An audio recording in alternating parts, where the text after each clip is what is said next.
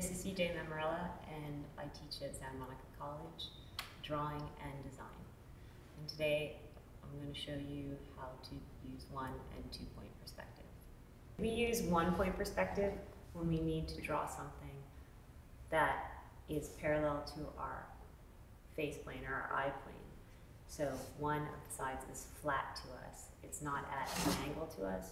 One of the sides is perfectly parallel with our eyes.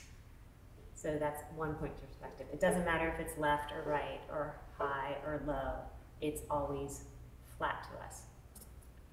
On the other hand, you'll need to use 2-point perspective when you see something that is at an angle to you, like a corner of a building as you're viewing it. So two sides of what you're viewing are receding into space. And then you'd use 2-point perspective or 2 vanishing points as opposed to 1-point perspective where you have 1 vanishing point.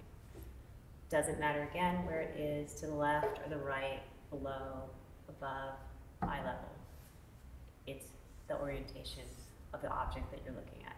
2-point, anywhere in here, when you can see the two sides receding into space, or 1 point, where the one plane of the object is flat to your line of vision. So we'll start with the 1-point perspective. This is the final drawing that we're going to end up with. It's a 1-point perspective drawing of boxes at eye level, above eye level, and below eye level.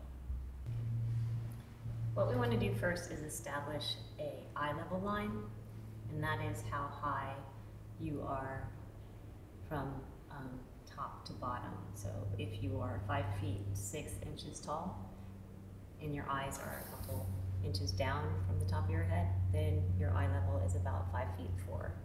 So it's where you're looking from. If you're a child, your eye level line is where your eyes are.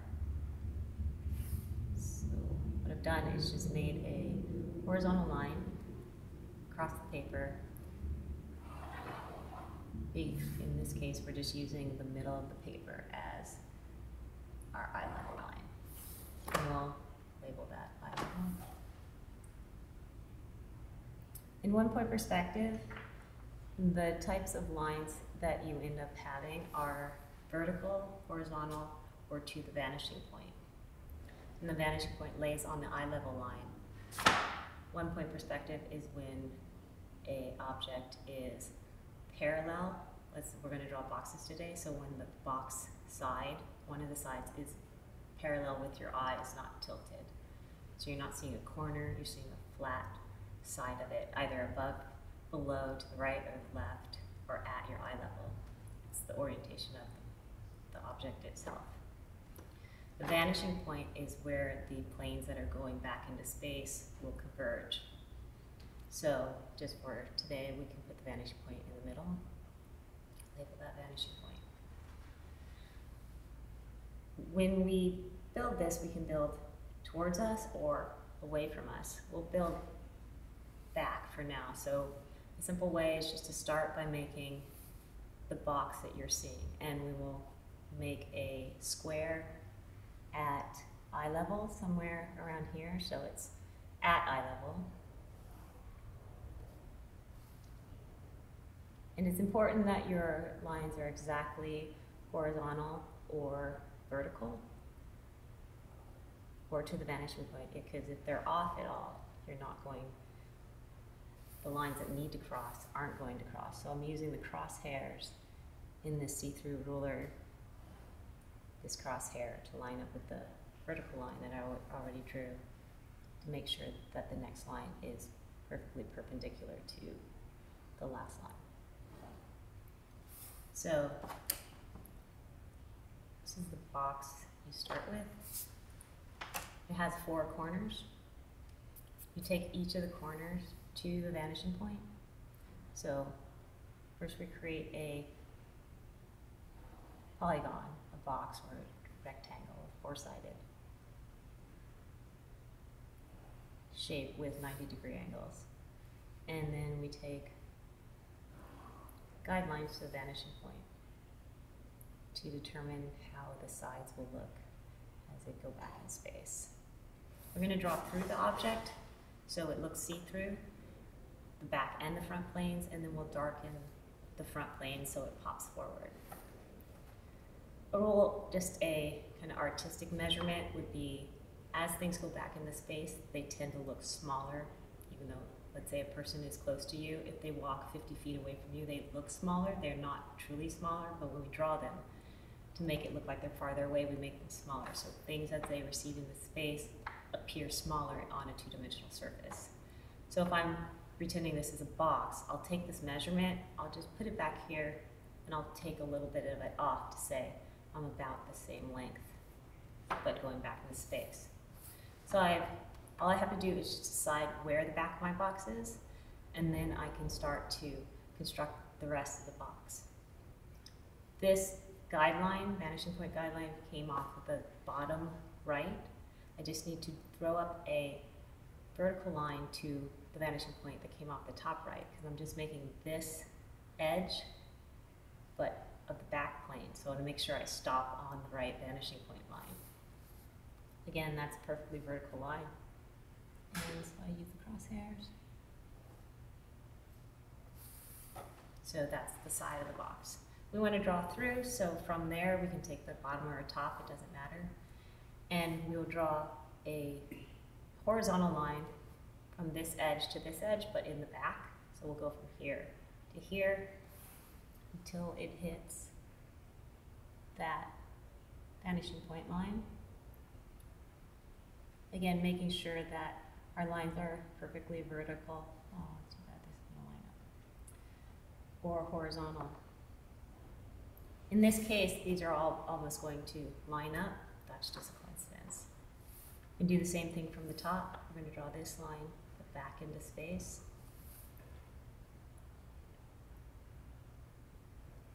Horizontal line. And these just touch a little bit behind the front line. If you did everything right and all your lines are perfectly vertical and horizontal into the vanishing point, these two lines should be right on top of each other. So it's not connecting the dots. These two should lie on a vertical line. If they don't, then one of your measurements or one of your lines is off. So there we have the front and the back of the box. To show just the front of the box, so it pops forward, we'll darken these forward lines so it starts to read forward.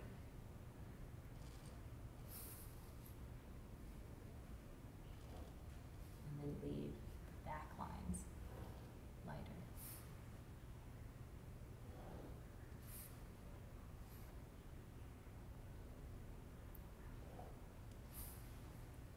If you squint your eyes, the smaller lines kind of go away, and you can see a one-point box at eye level.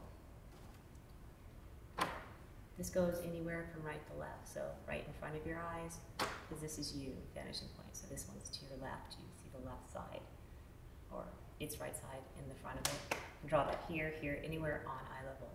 If we want to draw a box that's above our eye level, so we're looking up at it, we're seeing the underneath side, you start the same way.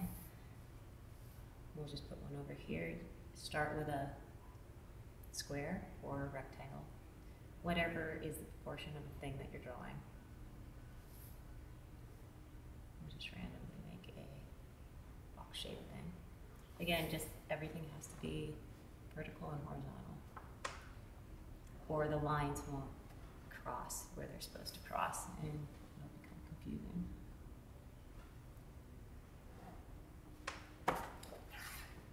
So above eye level of box, it's the same thing. You start with a square, 4 lines to the vanishing point, and then another square. So we have a square, we're going to draw 4 lines to the vanishing point, guidelines.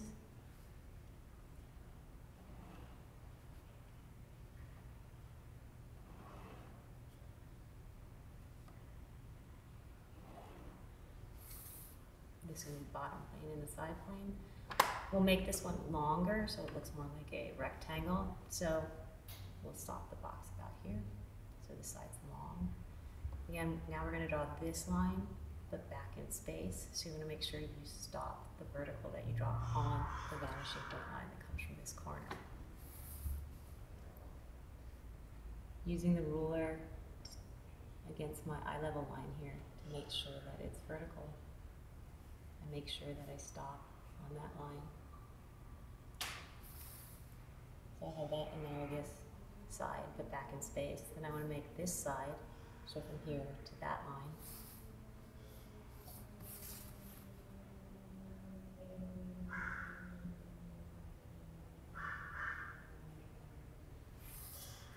And this side, so from here to that line.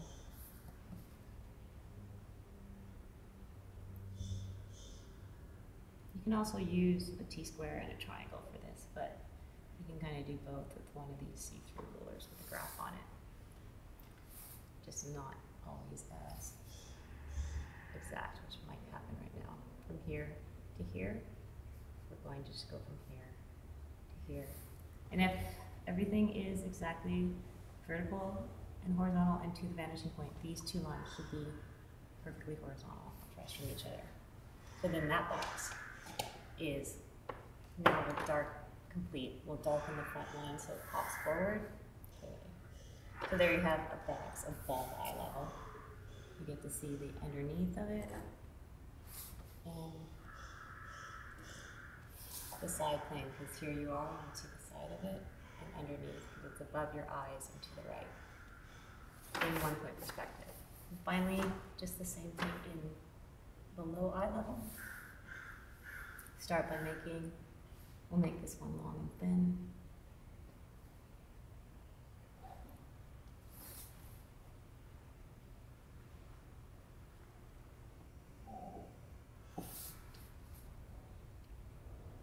You make these first lines all light, so only dark enough for you to see. I'm making them a tiny bit darker to make sure that they read in this video. But only you need to see these lines. They can be very, very light. And then darken just like that. We'll make a rectangle or a square, 90 degrees on each corner, and then 4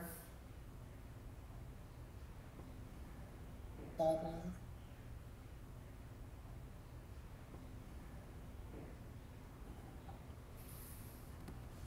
Guidelines to the vanishing point in the 4 corners.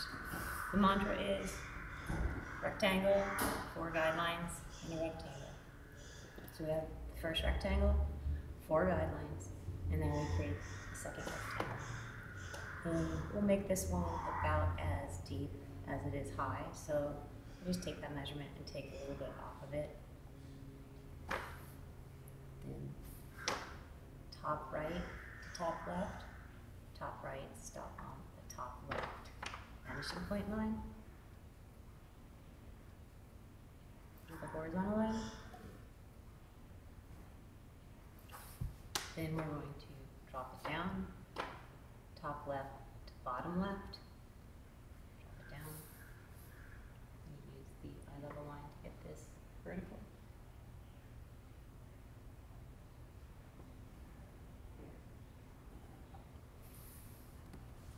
Then bottom left to bottom right, that line, we're just going to do that in the back.